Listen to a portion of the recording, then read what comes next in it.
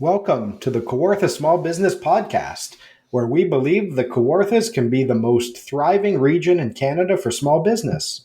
I'm Brian Rump from Profit Coach. And I'm Matt Garrity of Managing Digital. And before we get started, head over to the Kawartha Small Business Podcast.ca/checklist and download Matt and Brian's marketing checklist for Kawartha small businesses. All right, today we are live from the Thrive podcast studio, and we're going to be talking about ghosting.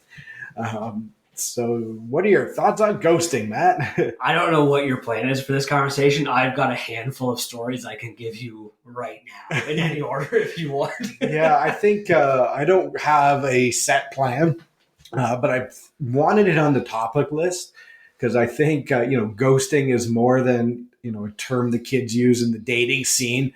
I think it happens in business. I think for me, I wanted to break it down because it's something that I used to try to never do. And now it's just a thing that I think happens in business. I don't love it. So it's a way for me to, I guess, process my trauma out loud and talk about, ghosting. Sometimes you have to ghost prospects. Sometimes you completely get ghosted as a customer. Sometimes it's business associates, or there's sort of lots of ways it can happen.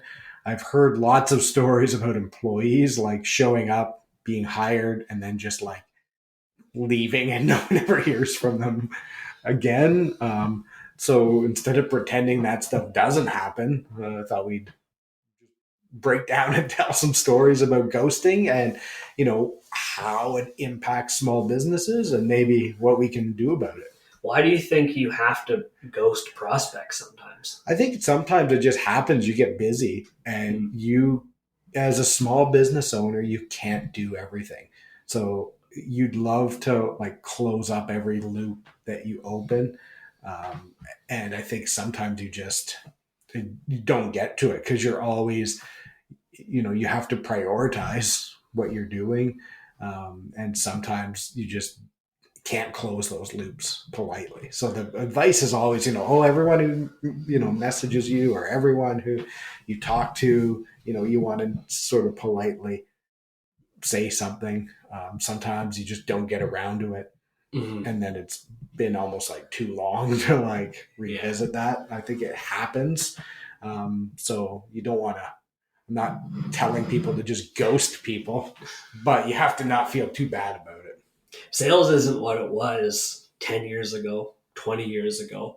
We're not trying to make things fit every situation now. Yeah. Like you need to sell things to people that you can help. And if there's a fit for it, it makes sense to continue that sale and push that sale and follow up on that sale. But when there's not a fit, you need to back off. Yeah. And I asked the question because I think it is a good question, not to pat myself on the back, but I find that more often than not, when you find that there's not a good fit and you're kind of open with it, it's a challenging conversation to have. You don't know exactly how to do it and what to say. And then when you do, half the time it doesn't go well and it goes sideways. Yeah. It's, I think, interesting to just navigate and be aware of that. And I think some personalities take it harder than others. I know I'm someone who likes to care a bit more. I like to help people out. So when I do ghost people, like it hurts me. But I've met other people who like the only way they got as much money as they have is from like being super selfish, and they just ghost people who can't help them. So they don't really even have a second thought about it. Again, that might come crashing down for them at some point in their careers, but they're more laser focused on exactly what they want, and they don't really care about sort of other people or other things. It's tricky. Then those times where it's quiet and maybe you haven't sold something in a month or two, and then you're like, well, what should I have taken conversationally in the last couple of months? And I've been guilty of it too, where I go into conversations thinking this is where it's going to go, this is where they're going to be a fit. And then I'm completely turned around. and thought and realizing that I'm very glad I took this conversation. It's way better than I thought. It's way different than I was expecting. So you never really know what you're getting yourself into. Yeah, and I think that's fascinating as well, because in marketing you can do things to pre-qualify people sometimes, but you just never know. Like, you're making a quick decision about that person, just like they're making a quick decision about you. And sometimes the only way to figure out if that's a good fit is to have the conversation. Yeah. And some people need multiple conversations. So sometimes patience works out, sometimes it doesn't. So I think you're always going to be moving into the unknown a little bit. Yeah. I wanted honestly just get into the time I got ripped for ghosting someone. Did I ever send? I think I sent you this email. I'm not going to name their name. I'm not even going to like touch on the industry or whatever. But I got an email after probably, I want to be fair and say it was probably 2 weeks after not replying to this person. And they literally tore a strip off me. They're like, it's the most unprofessional response I've ever encountered. Like, how dare you not get back to me? All these things, like all the unimaginable, like terrible things. I think they even suggested they were like going to take out a billboard type of thing. And just they were very clear that they wanted everyone in the world to know that I did not get back to them. I will now provide as much context as humanly possible on this, and I'll work backwards. 2 weeks before, I had outlined a price and a scope of work to these people via email. And the response that I got back was, and again, I'm not exaggerating, but I will just kind of paraphrase and summarize. They wanted more from the scope of work, and they wanted to pay half as much as what I suggested. And I felt like I was painted into a corner where I was like, I don't know how to respond to this. Like, I'm not giving you more for less. Yeah. Like, the whole thing made no sense to me. And it was one of those things where I spent like a day thinking about it, and then a second day. And then next thing you know, it's like a week later. And I'm like, oh shoot, I got to get back to them. I still don't know what to say. And then 2 weeks go by. Most people just disappear into the abyss in those conversations. This person did not. Yeah. And then more context too. The funny part about all of this was that months before they had reached out to me to set up a call, I got back to them. I was like, yeah, I'd love to set up a call with you, et cetera, et cetera. I never heard back from them. A week later, followed up with them. Hey, like, I'd really like to have that call with you. It was a good opportunity. Yeah. Still never heard back from them. So they had ghosted me months before prior, which I was like, I love arguing with people, especially when I know I'm right. Yeah. And like, but I never argue in email. So I just right away, I think you're the one that coached me and like, don't go on blast, because I wanted to like get really angry with this person.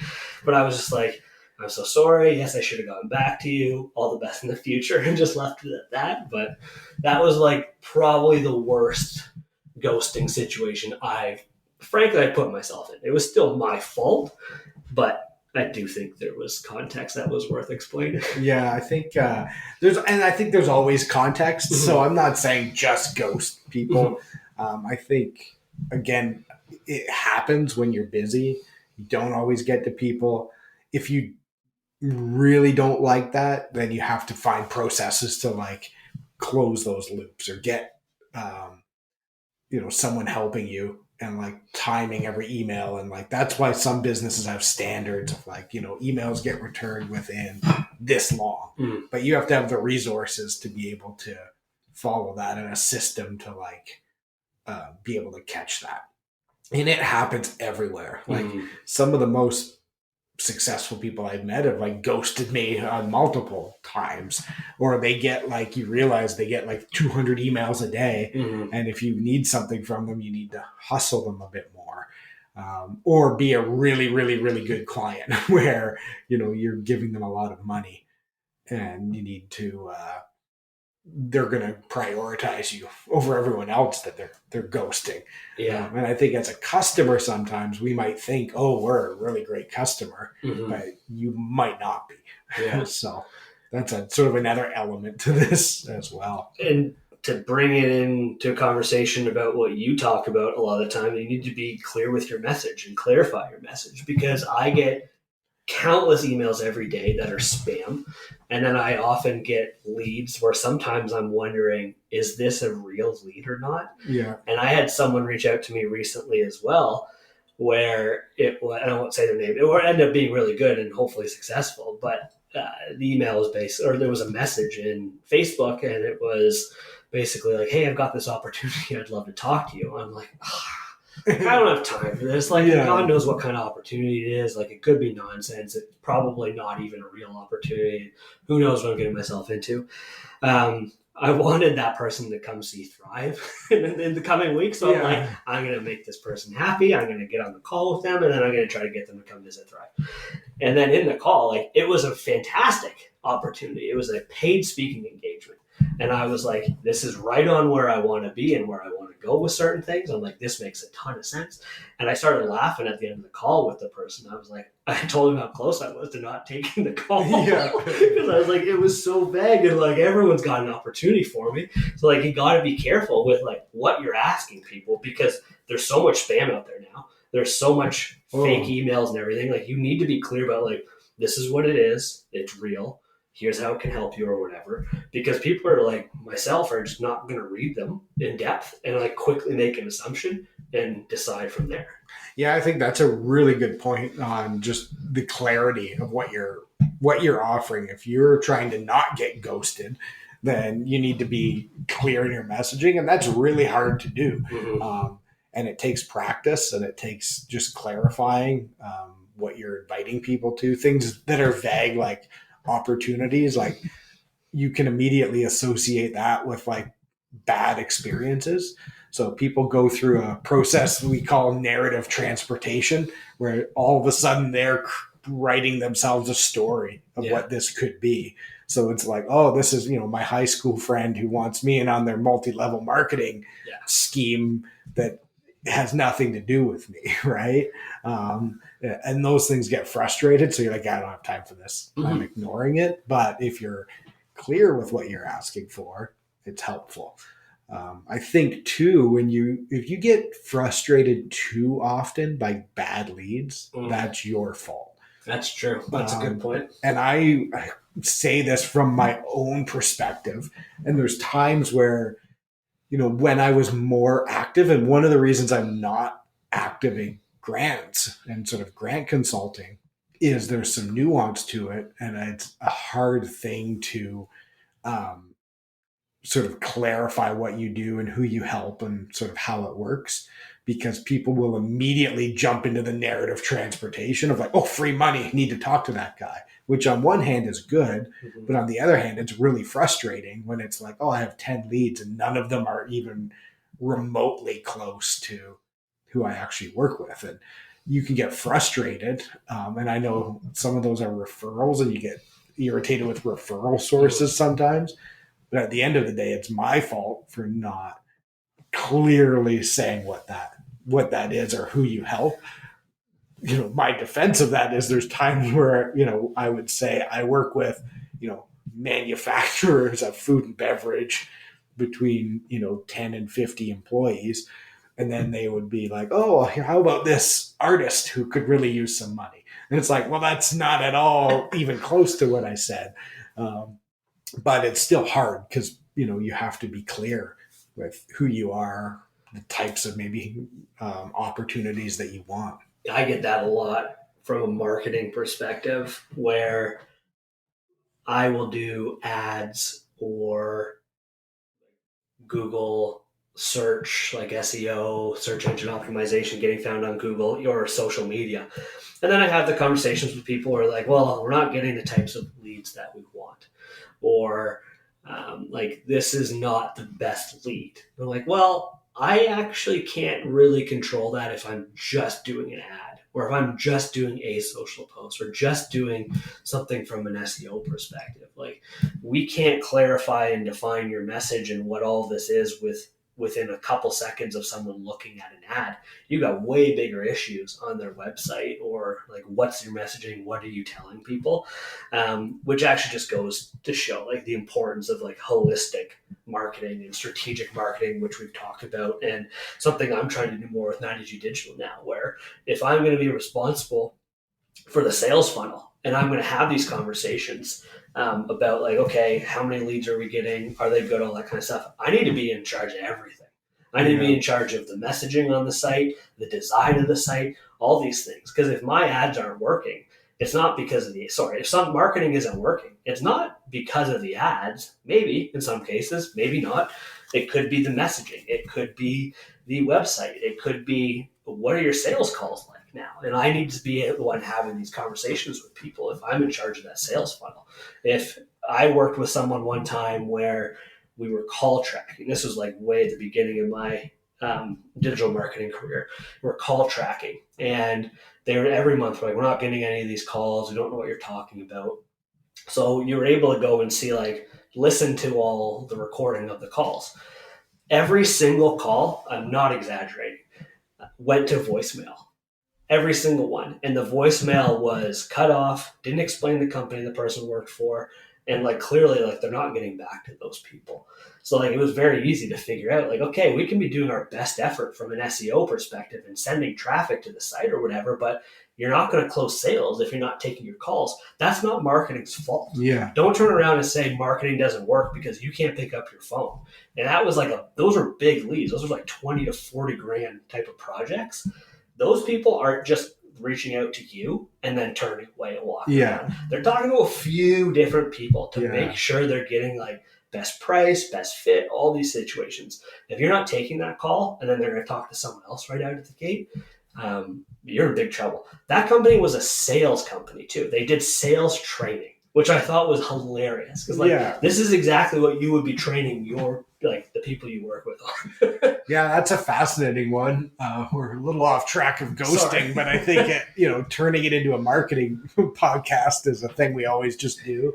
But also, I think the importance of messaging and making sure that you're not just ghosting all of those leads. So if you're getting all these calls and not returning them or not taking them, then maybe you need better messaging, a better process, a qualification process where people book into you and you're asking them some screening questions to try to pick who's right. And that's perfectly acceptable as a business. You don't have to be for everyone. No. I work closely with a business that's very, very high end. They have a very strict process even to get a sales meeting with them. And that's because they position themselves as such an authority that you have to basically approach them and find your way in. They're not hunting, they're hunting you to get you into their sales funnel, but you have to work your way through it. And that's part of their screening process in finding the right clients for them. So, is it StoryBrand? No, it's not. Oh, okay. We won't say who it is. No, StoryBrand is, they do similar things. And they, for certain products in StoryBrand, most people wouldn't even know they exist because they're further down the sales funnel. So they, in the background, are qualifying people and getting them into maybe different funnels to direct them to some of their more premium things. And I guess it would be true actually with StoryBrand because they do things like, private workshops for corporations that might cost you 50 grand. You're not going to find that on the internet. Right. Like that only happens through their internal processes because they spend all of their resources pretty much getting people into their funnel for their entry level products. Right. And that's how they're designed, which I think is a great way. But like if you phone up and you're like want a discount on something or you're not the right one, they might ghost you because they just don't have the resources to like get back to you. But they also have pretty clear paths. sort of online and they're finding what they want. I know you don't want to say the name, and I'm not going to ask, but like, I don't think it's a bad thing what you just described, because as you were describing it, I was like, I want that so badly. Yeah, I would love that. Yeah, but in all of this, I do think there's an opportunity, and the way I failed in the story I told at the beginning was I just never got back to the person, and I probably should have just had not a process, but it's good for everyone to think about a process of this, like somewhat standard email. But hey, you know what? Unfortunately, like, this doesn't sound right either. But like something you want to say, like, I'm sorry, but like this isn't a fit or this doesn't work. That's gonna make people upset though. So like we need to find like the semantics for it. But yeah, it's right. And I think sometimes people are upset. They're pissed, disappointed. Yeah, right. And again, but you're running a business. It's like, I'm really mad that you can't do a lot for me for really cheap. Yeah. Right. That's not your problem. That's sort of my problem. And I think I've done the same type of things where you're kind of mad someone doesn't get back to you. But you have to look also at yourself sometimes with how maybe you request or what you want. And this goes back to my sales teacher in college. I remember him talking about getting placements for students. At Fleming College, I think then as now, you have a lot of really great faculty who care, and they'll do like basically one-on-one. They'll help hunt you down a placement. And he phoned a company that he had worked for years and knew everyone, but they went through a cycle of like people retired and changed, and he phoned up and they like turned him away. And then he was like, wait a minute, how did that happen? Like, they said no to me. That's never happened before. And then he realized no one knew his name. Yeah. They didn't know who he was. Mm-hmm. He was just a guy, and he didn't put in the prep to be like, here's who I am. Here's who I'm calling from.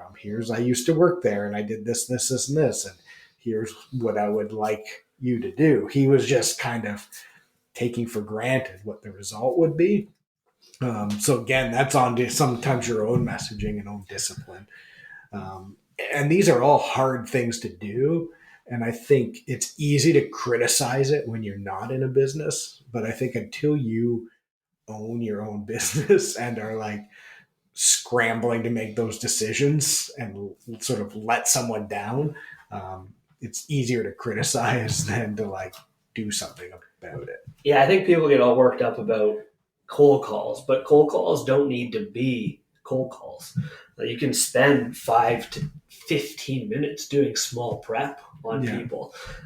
You could go on their LinkedIn and like frankly see what kind of picture they have on their LinkedIn. And you're making judgments, but that sometimes is marketing and that's sometimes business. Yeah. But you can see like, what do they have a picture of in their LinkedIn or their Facebook? Are they wearing like a suit and they prim and proper? Yeah. So maybe you don't want to like try to build rapport when you get in that call and they're a driver and you start that conversation and you're right into your pitch, for instance.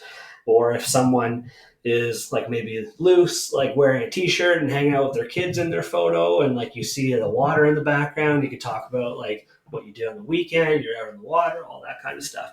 It doesn't need to be cold calls. I have always had a script also with those type of calls, which I think scares people that it's scripted, but you're also not just reading it.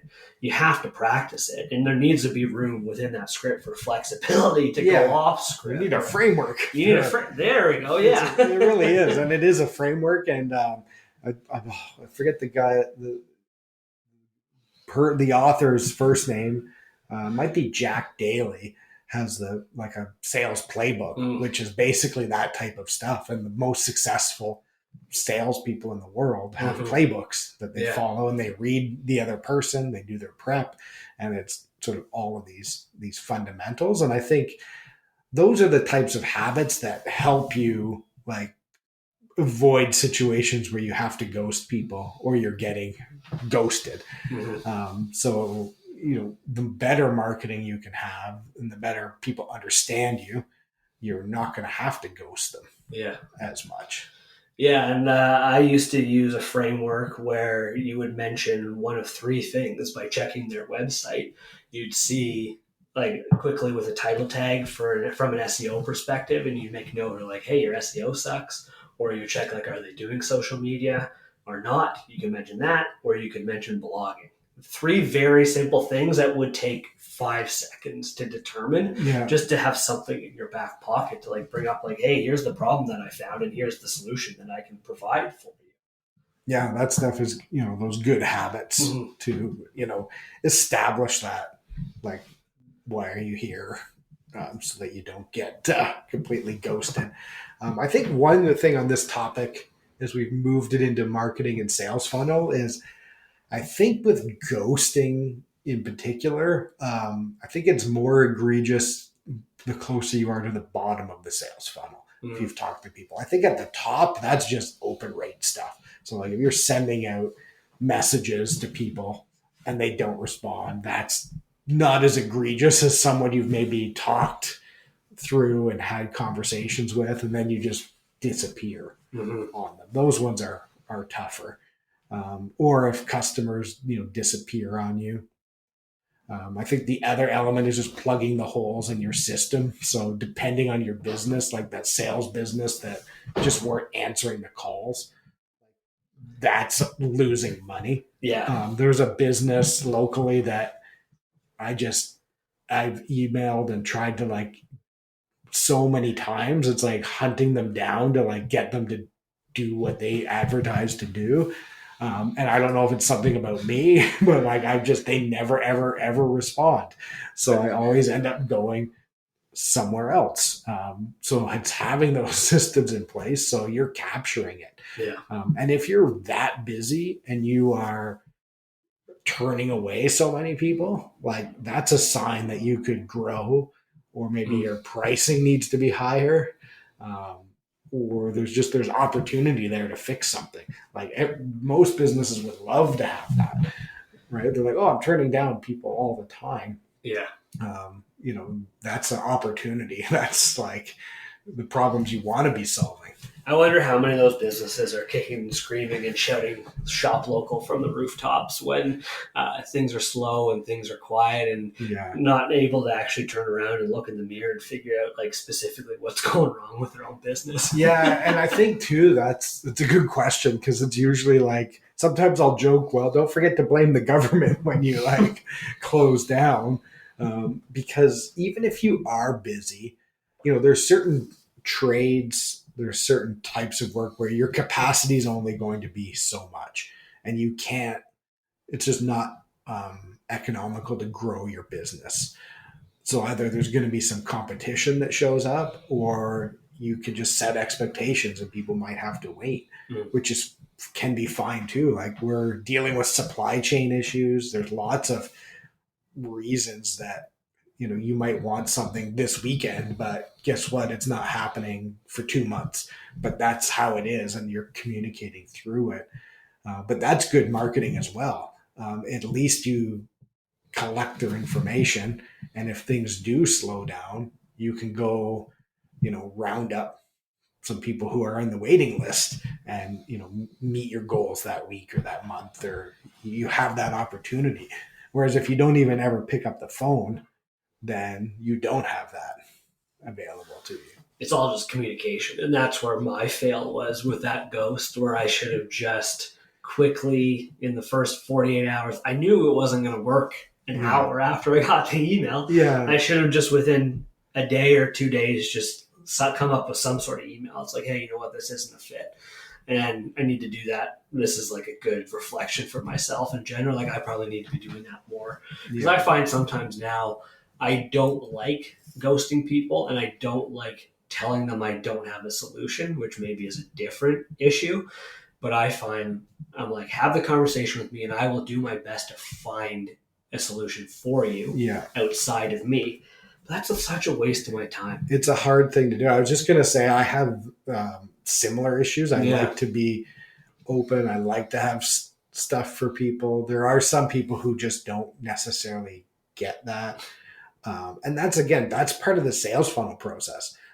I've recently had like 4 conversations where the outcome is just me setting their expectations for how much different things cost in terms of starting up a business. So it's like, I'll go through like, hey, if you're going to talk to Matt, that's, Matty G Digital or Starting Point, like, here's what you should be budgeting to get off the ground, right? And that sometimes shocks people, even though it's a kind of low number.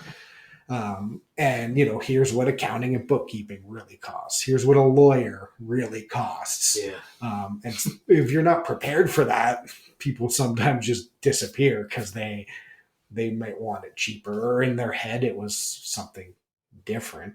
But it's having those loops, or here's the free resource, right? Like, I cost X amount to work with me, but if you want the free resource, here's a book you can get from the library or something like that. But those things take time. Yeah. The guaranteed way for me to ghost you, if you guys want to write this down, is anytime I've had a sales call with someone. I normally have, like, my first call is like a discovery call, 5 minute to 15-minute call, figuring out, like, learning a little bit about the business, what's their problem, thinking about how I can fix it, seeing if I like them, seeing if they like me, trying to, like, gauge a bunch of stuff. And then normally like a week later, I will have a pitch call where I've now put time into putting a deck together, and I'm going to walk them through this, like, a bit of a plan and everything. Any person that has ghosted me on that call, and even then, like, turned around and suggested, like, oh, I'm so sorry, like, can we reschedule? I don't know if I've ever had a call with those people again. If they don't make it, I've never gotten back to them. Usually they sometimes will get back to me. It's usually hours later, like hours and hours later. And, like, I'm sure in certain situations there's an explanation. Probably not.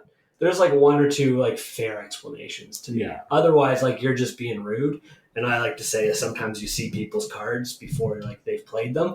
And in those cases, I'm like, this person's going to be a pain. They're not going to respect my time forever. If you can't even be on that first call, I'm sorry. That's not happening. Yeah, and that, I think, is some maybe strategic ghosting. Yeah. I have some, I won't give away all my rules and secrets, but there's a few of those where a lead comes in and there are some telltale signs that it just won't be good, or just a fit to do business. And that could be, I'm someone who, when I work on things that are strategic and important, they are not transactional things you can juggle. Mm-hmm. So, like, I don't play telephone tag. Yeah. So if you're trying to get a hold of me and phoning me all the time, like, and I'm in a meeting, like, I don't answer the phone.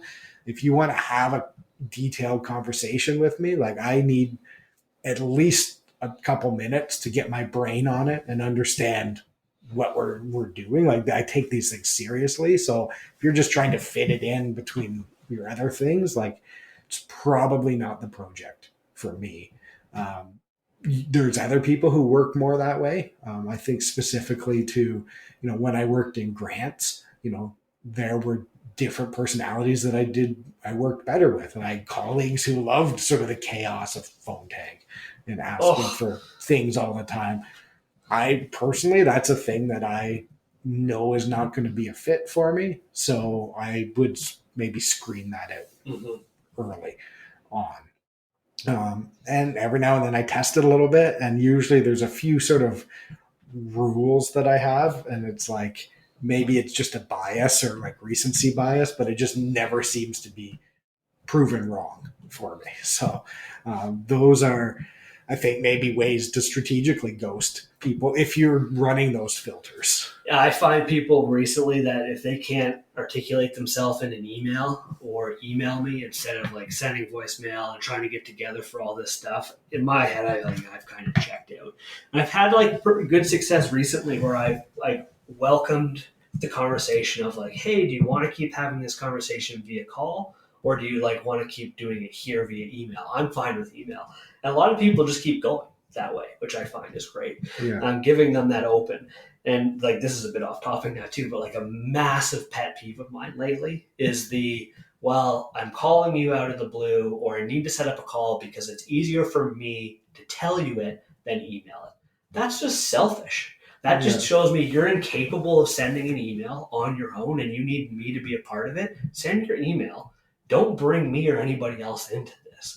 Like, the best way to do some of that, actually, this is, again, maybe another call, video email. I know some salespeople who have it looped right in, and it's like, here's a 1-minute video of me explaining this, because sometimes, again, depending on the clients who fit with you, that works. Or voice memo, which can be fine as well. I don't necessarily love that personally, but what I don't like is someone phones me. I've got my phone up to my ear, which is my writing hand. So they tell me something detailed and important, and I have no record of it. Yeah. And I can't write it down. There's no paper trail from it. And it's just not professional in the work that I do, right? Other work, you're on the phone all the time. There's certain like trades, and when you're juggling a million pieces, you need to be the master of phone and verbal communication. But that's something different. And again, sometimes you're just, screening out clients who are going to be the best fit for you, and they're going to be the most profitable. Yeah. Because at the end, like with your business specifically, you're not here to help everyone all the time, right? You're here to set yourself up for success and mutually beneficial relationships. Yeah. I feel like we just spent 35 minutes telling people how to screen their leads. Yeah. Well, I think my fault. Well, this is what I love about, our podcast and not having a set plan. I think it was a great conversation. I think they do go hand in hand. Started about ghosting and like me feeling bad about ghosting in some cases, but then also not feeling bad about it in other places. So it's about screening. It's about your messaging. Yeah. It's about self-reflection. I know for me, how have I had to change? How do I still have to change to avoid, these issues, versus just pretending that I'm right all the time. And, people should be happy that I ghosted them. Like, that's not how it works. But maybe sometimes they are happy that I ghosted them. All right. So with that, we'd love to work with you, help you figure out that system, because it is systemic. So if you find you're ghosting a lot of people, or you want to ghost more people, we can help you do that. So check us out at kawarthasmallbusinesspodcast.ca. We can help your business start, grow, or recharge, or just email us out to set it up at kawarthasmallbusinesspodcast.ca. And if we don't get back to you, we're ghosting you, and we don't want to work with you.